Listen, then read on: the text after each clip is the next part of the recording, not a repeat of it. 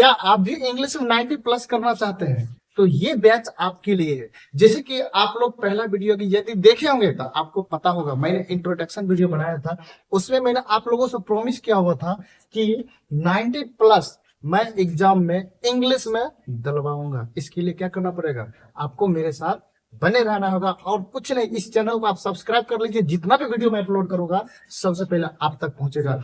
और कॉपी और कलम एक्स्ट्रा आप रख लीजिए, क्योंकि उसी पर आपका सारा काम होने वाला है। और जितना भी मैं क्वेश्चन आंसर कराऊंगा, जो भी चीज बताऊंगा ना, आपको फॉलो करना है। स्टम्प पेपर पर लिख लीजिए, 90 प्लस आएगा। चलिए वीडियो को स्टार्ट करते हैं। अब यहाँ पर देख सकते हैं लिखा हुआ टाइम एंड टेंस। क्या लिखा हुआ, टाइम एंड टेंस। यदि आप लोग पढ़े हैं टाइम एंड टेंस तो मतलब बहुत ही अच्छा, नहीं पढ़े हैं तो इस वीडियो को अच्छा से देखिएगा। कुछ यहाँ पर मैं ट्रिक्स देने वाला हूँ। क्या देने वाला हूँ, ट्रिक्स। उस ट्रिक्स के बदौलत आप ऑब्जेक्टिव आसानी से डील कर पाएंगे। देखिए पहला क्वेश्चन यहाँ पे लिखा हुआ है, एक बार कलर देख लेता हूँ। कलर लिखा हुआ he dash dash to school every day. अब हम लोग क्या है, जीरो है। इंग्लिश में क्या है, जीरो है। हीरो कैसे बनना है, अब ध्यान दीजिए। देखिए यदि किसी सेंटेंस में आपको ट्रांसलेट करने की जरूरत नहीं है, देखिए आंसर कैसे करना है। यदि किसी सेंटेंस में आपको डेली, एवरी डे,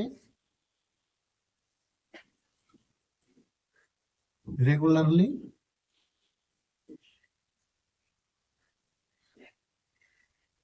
और वंस, ट्वाइस,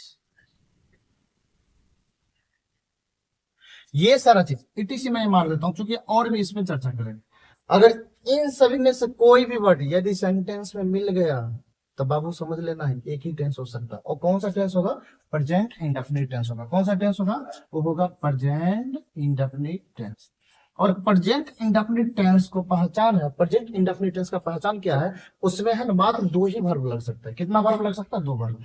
एक पहला रूप लग सकता है या पांचवा रूप लग सकता है। तो ये दो वर्ब क्यों, ये सब्जेक्ट के ऊपर डिपेंड करता है, क्योंकि ये प्लूरल फॉर्म में होता है और ये सिंगुलर फॉर्म में होता है। यानी कि वैसा सब्जेक्ट जो सिंगुलर हो वो पांचवा रूप लेगा, अगर वैसा सब्जेक्ट जो प्लूरल हो वो पहला रूप लेगा। तो सेंटेंस देखिए, he does to school every day. देखिए अपना ट्रांसलेट नहीं करना, क्या मिल गया अपना, एवरी डे मिल गया। क्या मिल गया, एवरी डे। अब एवरी डे मिलेगा, हमें क्या समझ लेना है, ये प्रेजेंट इंडेफिनिट टेंस का है, तो इसमें दो ही वर्ब आएगा, या तो पहला आएगा या तो पांचवा आएगा। यहाँ तक क्लियर। ऑप्शन देखिए, ये गो आपका पहला रूप है, गोज आपका पांचवा रूप है, इज गोइंग कंटिन्यूअस की बात है, हैज गॉन परफेक्ट की बात है, पहला नंबर। ये दोनों ऑप्शन को यहीं पर उड़ा देना है। तो पहला हो सकता है, पांचवा हो सकता है, दोनों हो सकता है। अब आते हैं सब्जेक्ट पर। सब्जेक्ट हमारा ही क्या है, सिंगुलर।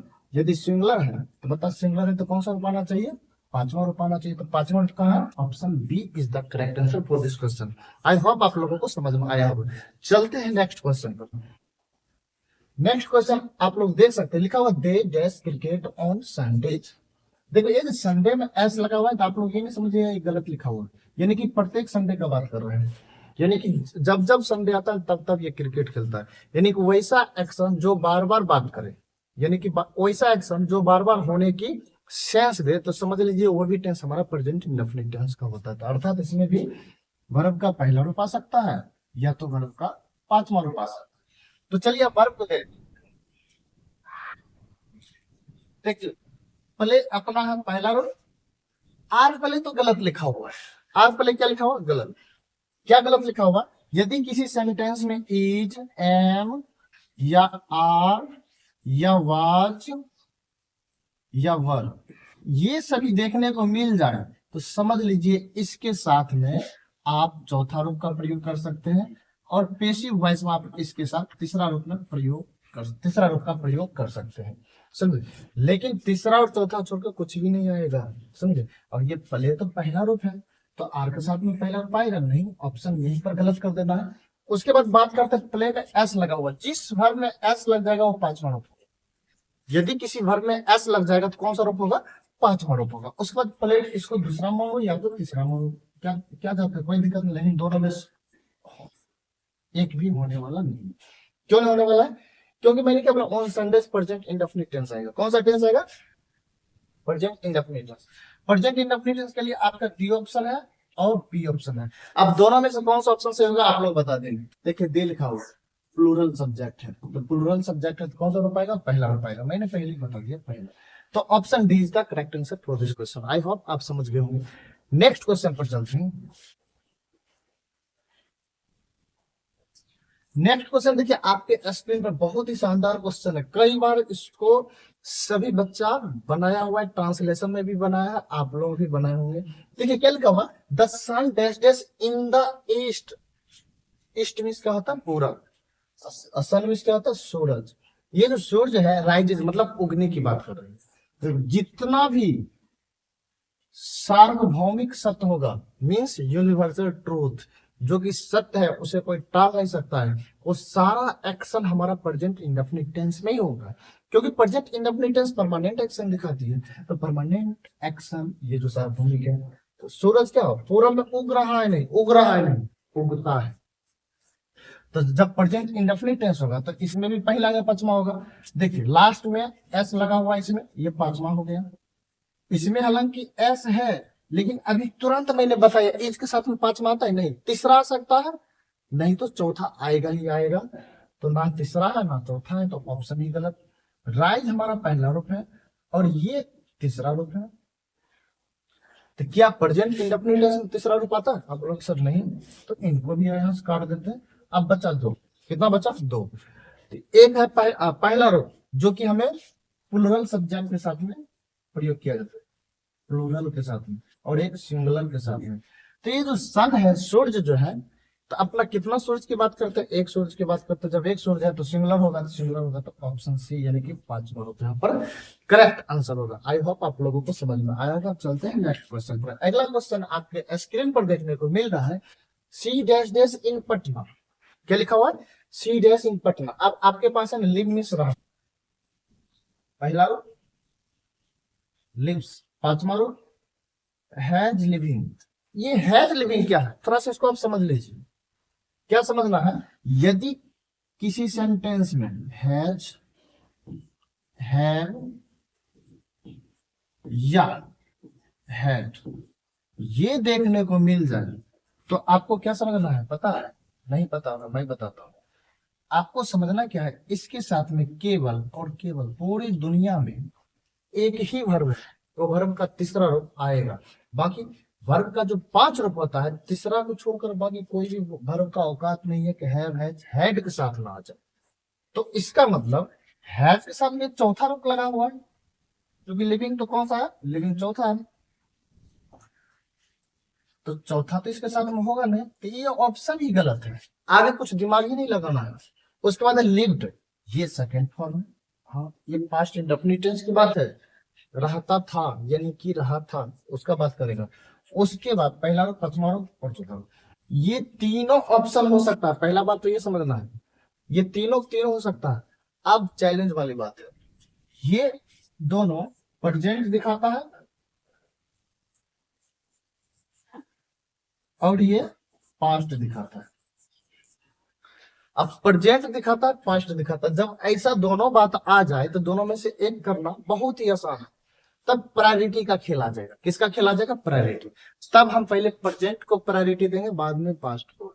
यदि प्रेजेंट पास्ट दोनों ऑप्शन में आ रहा है तो इसको काट देना है। अब बचा है प्रेजेंट। प्रेजेंट में भी दो है, अब इसको कैसे छाटेंगे? अरे सी है क्या?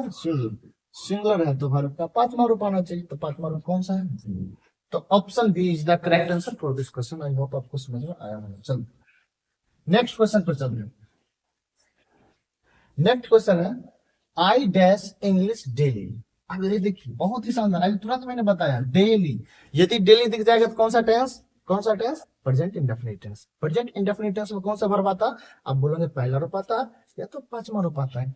तो देखिए पांचवा रूप यहाँ है, पहला रूप यहाँ है, ये दोनों गया खेल लेने, ये दोनों बच गया। अब रीड आएगा कि रीड्स आएगा, आपको समझना है। आपको समझने के लिए क्या करना होगा? सब्जेक्ट देखना। सब्जेक्ट क्या है? आई। आई के साथ में पहला रूप आता है कि पांचवा आता है? भले स्पीकर सिमिलर है, इसके साथ में पहला रूप आता है। कौन सा रूप आता है? पहला। और यहाँ पर रीड का प्रयोग करेंगे, रीड्स का प्रयोग नहीं। क्लियर। और एक बात मैं आप लोगों को अनाउंस कर देना चाहता हूं, ये जब मैं टेंस का प्रैक्टिस करा दूंगा उसके बाद मैं अलग से 100 क्वेश्चन का सेट लेकर के आप लोगों को प्रोवाइड करने वाला हूं, और आप लोग उसको अच्छा से प्रैक्टिस कर पाएंगे, और एग्जाम में है ना जकड़ के नंबर लेना है, खींच करके नंबर लेना है। अब ये चीज मिलेगा कहाँ 100 ऑब्जेक्टिव, तो वीडियो का अंत में मैं बताने वाला हूँ, तो आप लोग ध्यान से सुनेंगे। देखिए अब चलते हैं नेक्स्ट क्वेश्चन पर। नेक्स्ट क्वेश्चन की बात करते हैं। लिखा है we dash early in the morning, we dash early in the morning. देखिए सुबह की बात हो रही है, सुबह में अर्ली मतलब शीघ्र, हम लोग। अब एक्शन क्या है, वेक, वेक मीन्स क्या होता है, जगना, जिसको अपना गेटअप बोलते हैं। When do you get up early in the morning, सब याद किए हैं। गेटअप ये पहला रूप है, ये सेकंड फॉर्म है, और ये फोर्थ फॉर्म है, और ये फिफ्थ फॉर्म है। आप थोड़ा सा समझते कि आंसर को कैसे छांटा जाता है। ये जो चौथा रूप है, किसी भी सेंटेंस में अकेले वर्ब का चौथा रूप नहीं आएगा टेंस में, तो उसके पहले क्या चाहिए, हेल्पिंग वर्ब चाहिए। चलिए यहाँ पर नहीं तो ऑप्शन में भी होना चाहिए। चलिए यहाँ भी हेल्पिंग वर्ब नहीं है, और कौन सा हेल्पिंग वर्ब रहना चाहिए, इज, एम, आर, वाज, वर, इन पांचों में से कोई एक रहना चाहिए। नहीं है तो इसको यहाँ पर काट लो, कोई दिक्कत नहीं। उसके बाद वी के साथ में पांचवा रूप कभी नहीं आएगा, वी के साथ में पांचवा रूप कभी नहीं आएगा, क्योंकि वी प्लूरल सब्जेक्ट है, और प्लूरल सब्जेक्ट के साथ में प्लूरल वर्ब भी आएगा। तो प्लूरल वर्ब कौन सा होता है, पहला रूप होता है। ये ऑप्शन यहाँ पे हो सकता है, लेकिन एक बार वर्ब को भी देखेंगे, इनको भी देखेंगे। ये हमारा पास्ट होता है, क्या होता है, पास्ट, और ये हमारा प्रेजेंट होता है। दोनों ऑप्शन यहाँ पर सही हो सकता है, लेकिन प्रायोरिटी की बात आ गई, किसको प्रायोरिटी देंगे, तो प्रेजेंट को, तो प्रेजेंट को देंगे, तो option A is the correct answer for this question. Next question की बात करते हैं। क्वेश्चन नंबर 8 लिखा, Rani dash to her grandmother once a week. कुछ दिखा, मुझे तो दिखा, देखिए मैं भी दिखाता हूँ। वंस, वंस मतलब क्या होता है, एक बार, एक सप्ताह में। यानी कि Rani dash to her grandmother, यानी कि रानी अपने दादी माँ, हर मतलब अपने हो जाएगा, अपने दादी माँ के पास एक सप्ताह में एक बार, यानी कि एक सप्ताह में एक बार अपने दादी माँ को लिखती है, कुछ तो कुछ लिखती होगी। अब ये जो देखिए, राइट्स वर्ब का पांचवा रूप, राइटिंग वर्ब का चौथा रूप, इज राइट। देखिए गलत नहीं लिख रहा है, आपको नहीं लग रहा है गलत है, लग रहा है ना, क्योंकि इज के साथ में कभी भी पहला रूप नहीं आएगा, आएगा ही नहीं। हाँ राइटिंग हो सकता था, इज राइटिंग, तब ऑप्शन से होता, ऑप्शन भी गलत दे रहा है, इतना आसान दे रहा है एग्जाम। यहाँ तो और खतरनाक वाली बात कर दिया, ये दूसरा रूप है, हैज के साथ में दूसरा आता है नहीं, हैज के साथ में तीसरा आता है, यहाँ पर रिटर्न आ सकता था, तो सही था ऑप्शन, ऑप्शन सही था, ये आंसर नहीं आया, तो इसका मतलब ये भी ऑप्शन गलत है। अब राइटिंग तो होगा ही नहीं बिना हेल्पिंग वर्ब के, तो ऑप्शन ए बच गया अकेले भाई, आगे कुछ देखना नहीं है, डाल देना आराम से, रंग देना, कलर कर देना। Okay, question number 9, 9 number question लिखा था, ट्रेन डैश एट 5 o'clock। देखिए एट मतलब एग्जैक्ट टाइम बताता एट 5 o'clock, यानी कि 5 बजे ट्रेन जो है 5 बजे लिव्स, वर्ब का पांचवा रूप। आपको नहीं लग रहा है आंसर गलत है, लग रहा है ना, क्योंकि इसके साथ में तो पहला आएगा ही नहीं, चौथा आना चाहिए। हाँ लिव्ड नहीं होता है, ये भी गलत लिखा, लेफ्ट लिख सकता था। देखिएगा बाबू थोड़ा ऑप्शन पर घुमा देगा, लेफ्ट लिख सकता था। उसके बाद देखिए लिविंग आपको गलत लग रहा है, लग रहा है कि नहीं लग रहा है, बिल्कुल, क्योंकि लिविंग अकेला कभी नहीं होगा, इससे पहले हेल्पिंग वर्ब चाहिए, यहाँ नहीं है तो यहाँ होना चाहिए था, ट्रेन के बाद कोई हेल्पिंग वर्ब है ही नहीं है, तो ऑप्शन ये भी कट गया। आपको नहीं लग रहा है तीन ऑप्शन यहीं पर कट गया, तो कितना बचा, ए वही आंसर हो जाएगा। चलिए आपको ये भी समझ में आया होगा। नेक्स्ट क्वेश्चन की बात करते हैं। लिखा हुआ, Mohan and Sohan dash their homework. Mohan और सोहन डू मतलब करते हैं, देयर होमवर्क, देयर मतलब अपने अपने घर का काम करते हैं, होमवर्क करते हैं। तो एक में लिखा है डीड, क्या लिखा, डीड, जो कि वर्ब का सेकंड फॉर्म। ये डू लिखा है वर्ब का फर्स्ट फॉर्म, डज लिखा है फिफ्थ फॉर्म, डूइंग लिखा है फोर्थ फॉर्म। आंसर को छटैया कर दो, डूइंग को तो पहले काट देना है, क्योंकि इसके पहले हेल्पिंग वर्ब चाहिए, ना यहाँ है ना यहाँ है। टच, टच को भी अपना काट सकते हैं, क्यों, क्योंकि ये पांचवा रूप सिंगुलर होता है, लेकिन यहाँ पर तो दोनों भाई साहब है, मोहन भी है सोहन भी है। उसके बाद बचता है डू, क्या बचता है, डू। हाँ डू तो हो सकता है, लेकिन ब्रेक मारना, ऊपर वाला भी देखना है। उसके बाद डिड, डिड भी हो सकता है, पास्ट की बात करेंगे तो फिर वो भी सही है, लेकिन जब दोनों आता है तो प्रायोरिटी खेल में क्या करते हैं, अपना बताना जरा। हाँ, प्रेजेंट को प्रायोरिटी देते थे लोग, पहला रूप प्रेजेंट होता है, दूसरा रूप पास्ट होता है, इनको प्रायोरिटी नहीं मिलेगा। तो option B is the correct answer for this question. क्या समझ लो, चलिए। उसके बाद मैं रहने देता हूं। आगे का 10 क्वेश्चन आपको बनानी है, यदि आपको 90 प्लस करना, आपको बनानी है। इस वीडियो के डिस्क्रिप्शन बॉक्स में बाकी का 10 क्वेश्चन, ये 10 क्वेश्चन भी मिलेगा, अब बाकी का 10 क्वेश्चन और टोटल 20 क्वेश्चन आपको मिलने वाला है। इसी डिस्क्रिप्शन बॉक्स में इसका लिंक डाल दिया जाएगा, आप उसे डाउनलोड करके प्रैक्टिस करेंगे।